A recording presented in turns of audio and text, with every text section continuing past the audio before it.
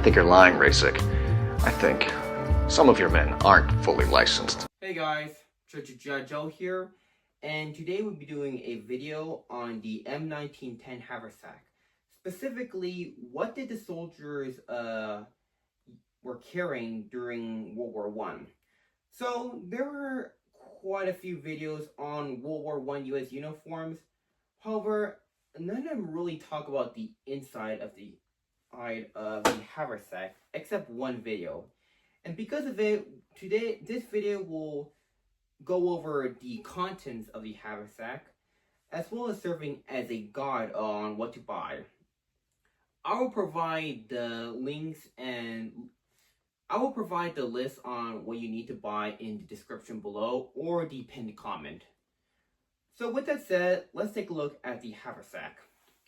So to open the Haversack, what you need to do is to open this flap like so, and this is things held by this string. And if you're familiar with World War II Haversack, you probably know that you have to take off pretty much everything like so, and this is until here it is. So here's what's inside the M1910 Haversack. So as you can tell, this is not based off the manual, mainly because that the manual there are certain ways you have to do it. This is pretty much what the soldiers would have carried while on the field. So here is the contents of the Haversack, and first up we take a look at the wash kit, which is the most difficult to replicate.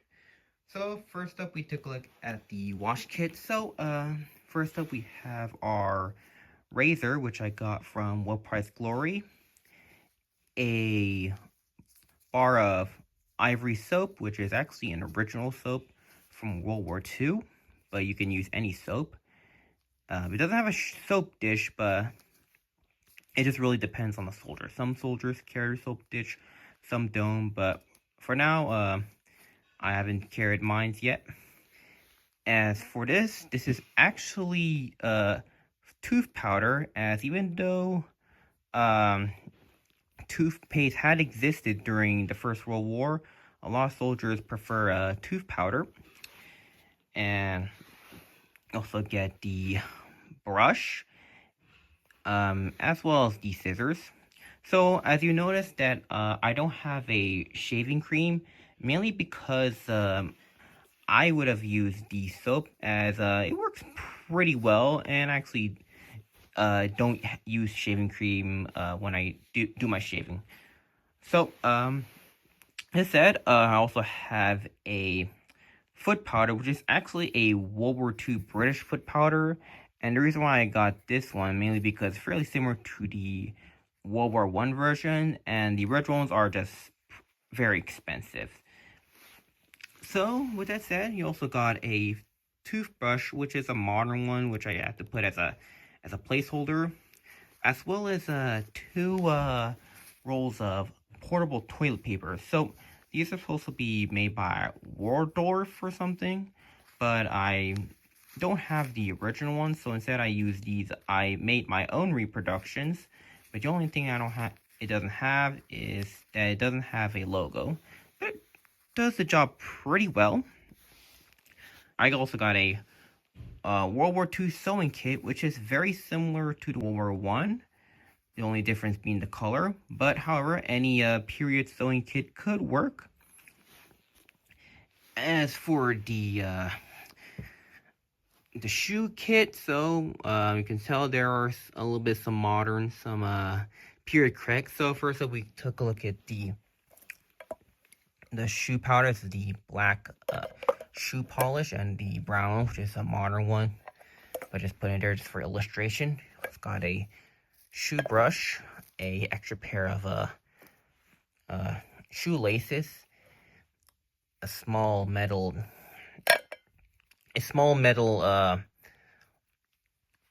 thing to carry my dubbing, as well as a shaving mirror, which is pretty much modern, but I use this as a cover, and also it fits in this pocket over here.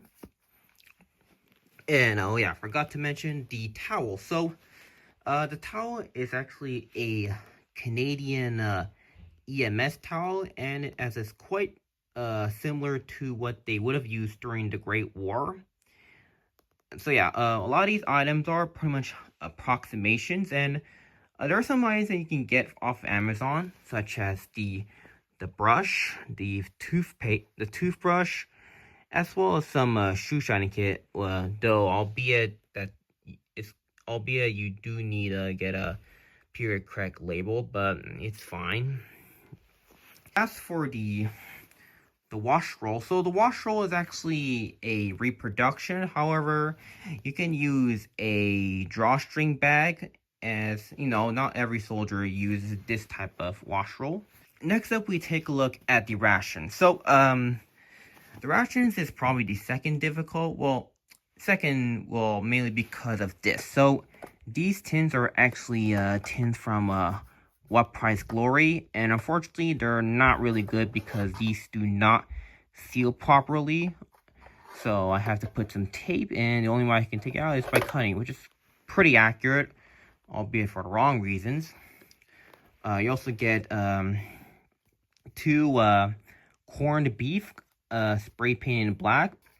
You also have the bacon tin, which was actually supposed to be replaced by these things, but some soldiers, I don't know, have any evidence, but some soldiers did manage to use this bacon tin as a way to keep some items, some personal items that are pretty sensitive to the rain. Finally, we take a look at the personal items. So this is pretty much a mix of modern and reproduction items. So first up is the socks. So these socks are actually modern socks. This is a little bit more pure grip because it's made of wool.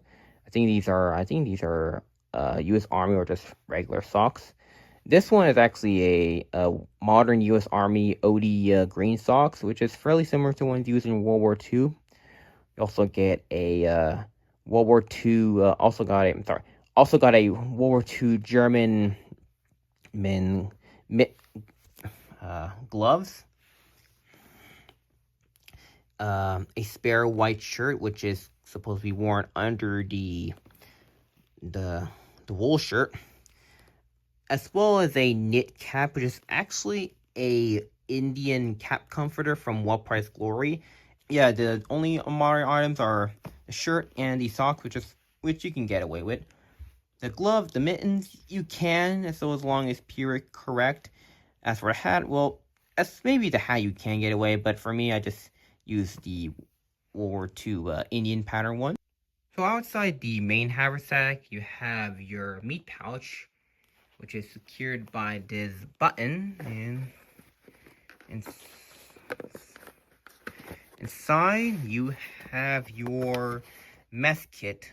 So inside the meat can pouch is your eating utensil. So with that said, first up we take a look at the M1910 mess kit, which includes the pan as well as the plate or just the lid.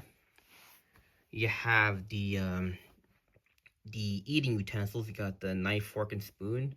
So unfortunately there are no reproductions, and a lot of originals are not only pretty expensive but also look pretty disgusting, and I didn't want to eat out of this, so I just recommend getting a World War II. Yeah, I know it's not accurate given that the World War II version have the holes whereas the World War I doesn't, but not only is a lot more numerous, but due to the fact that there's a lot of unissued ones in circulation, there's just simply much safer to eat out of it than these things. But thankfully for the mess kit, it's not too expensive, as you can get it for a pretty reasonable price.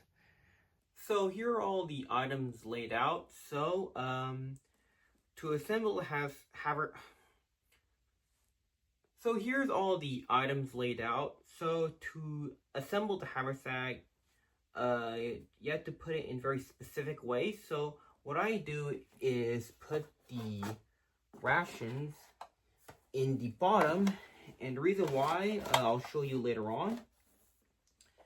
You put the clothing on top, as well as your sewing kit in the bottom.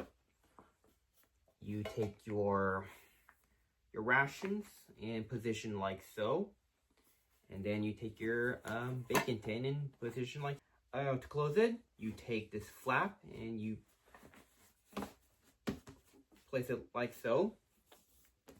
You take this bottom strap and you loop it in this loop over here, and you try to put it tight. And the reason why you have to put the clothing on top, so that way it's a lot easier for this to tighten. You do the same thing with the middle section. The middle.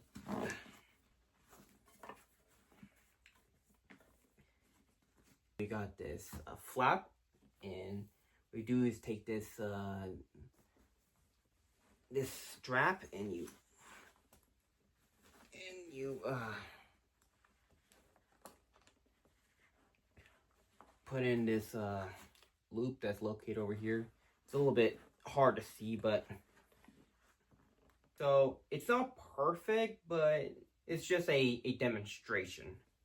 Alright, so to put in your mess kit, so there's two ways into doing. So first up, we do the official way, is by putting these utensils in this into this small pouch over here. However, what I like to do is to open this mess kit and put all these utensils inside. And put into the mess kit like so. Of course, this does make a lot of noise. So, but it is a lot easier than to just put it in to the pockets, and also you might use it for other reasons. So that's pretty much it for the meat can pouch. So I hope you guys enjoyed this video. Hope you got something out of it. And yeah, like I said, all the items listed will be in the description or pinned comment. So yeah, that's pretty much it. Bye.